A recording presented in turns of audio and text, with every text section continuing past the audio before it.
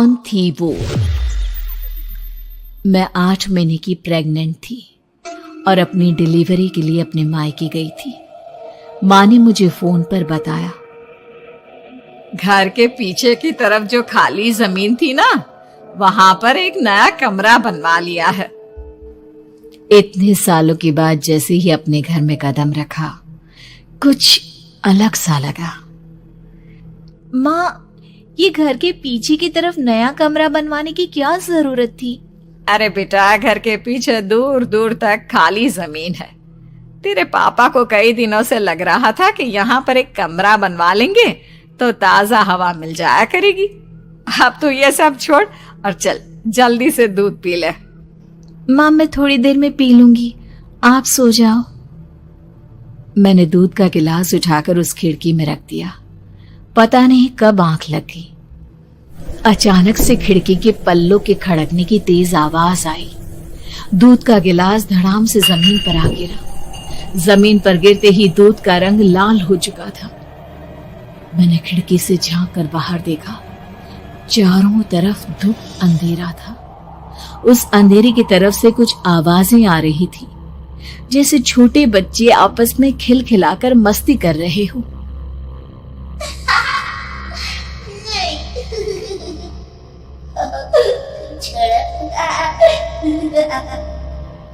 इतनी रात को इतने घनघोर अंधेरे में बच्चों की आवाज कैसे आ रही है? घड़ी में वक्त देखा तो ठीक 12 बजे थे। देखकर मैं सन्न रह गई। बुरी आत्माओं और भूतों की कई कहानियां मैं सुन चुकी थी। वक्त भी कुछ ऐसा ही था। ऊपर से मैं प्रेग्नेंट। सुना था कि ऐसे वक्त में अक्सर बुरी आत्माएं औरतों का पीछा करती है, तो क्या मेरे पीछे भी? पसीने से तरबतर बड़ी मुश्किल से, जैसे कांपते हाथों से मैंने उस खिड़की को बंद किया। जल्दी से जल्दी उस कमरे से बाहर निकलकर माँ के पास जाने के बारे में सोचा, लेकिन जैसे ही दरवाजे की तरफ पलटी, लगा कोई साया हवा की स्पीड से दरवाजे के सामने से गुजर गया।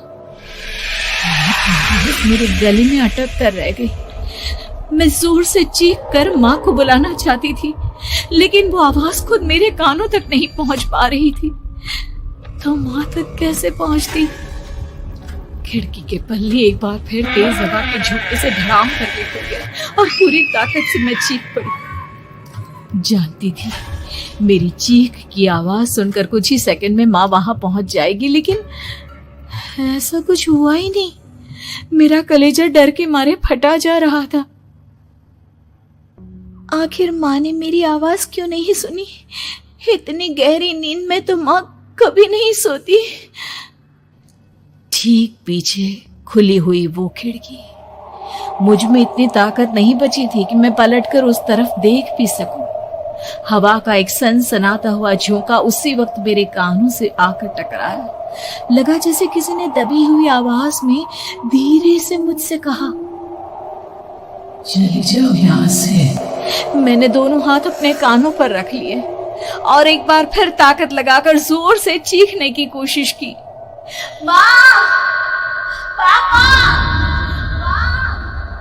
मेरी आवाज उस कमरे की दीवारों से टकराकर वापस मुझे ही सुनाई दे रही थी। जितनी ताकत के साथ मैंने चीखने की कोशिश की थी, कुछ ही देर बाद उससे कहीं ज्यादा तेज और दर्दनाक चीख मुझे सुनाई देने लगी। ये आवाज ठीक मेरे पीछे खिड़की से आ रही थी। वो आवाज मेरे कानों में पिघलते हुए लोहे की तरह गिर रही थी। उन आवाजों में हैवानियत थी। वो आवाजें किसी इंसान की नहीं है, इतना मैं समझ चुकी थी। कांप रहे हाथों से मैंने अंधेरे में कुछ ढूंढने की कोशिश की। तभी अचानक मेरा हाथ बेड पर रखी टॉर्च पर पड़ा। किसी तरह ताकत लगाकर टॉर्च का बटन ऑन किया, लेकिन ये क्या? सामने दरवाजे पर 3 छोटी लड़कियां खड़ी हुई थी। उनके हाथ में स्टील के चमचमाते हुए चाकू थे। मैं घबराकर लड़खड़ाई और पीछे की तरफ हटी, लेकिन तब तक वो मेरे पास आ चुकी थी। उनकी गर्दन टेढ़ी थी और उनके हाथों के वो चाकू मेरे पेट को निशाना बनाने को तैयार। मैं जोर से चीखी, नहीं, छोड़ दो मेरे बच्चे को, मत मारो, मत मारो, छोड़ दो मेरे बच्चे को। सोनाली, सोनाली, क्या हुआ बेटा? तू इतनी डरी हुई क्यों है? उठ बेटा, क्या हुआ? हड़बड़ाकर मैंने अपनी आंखें खोली। देखा तो दिन निकल आया था। माँ मुझे जगा रही थी। मेरा चेहरा पूरा पसीने से लथपथ था।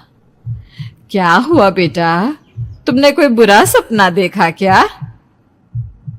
मैं अभी तक अपने पूरे होश में नहीं थी। वो मेरे बच्चे को मार देगी माँ। वो लड़की मेरे बच्चे को। मैंने घबराकर अपने पेट को छुआ। सब कुछ ठीक था। और वो दूध जो रात को यहाँ पर गिर गया था, उसका रंग लाल हो गया था। माँ ने हंसते हुए दूध का गिलास मुझे दिखाया। तुमने दूध पिया ही नहीं, पूरा का पूरा ऐसे ही रखा हुआ है। तुमसे कहा था ना सोनाली, सेहत के लिए लापरवाही ठीक नहीं बेटा। लेकिन मैंने तो सब कुछ अपनी खुली आंखों से देखा था। ये सपना कैसे हो सकता है?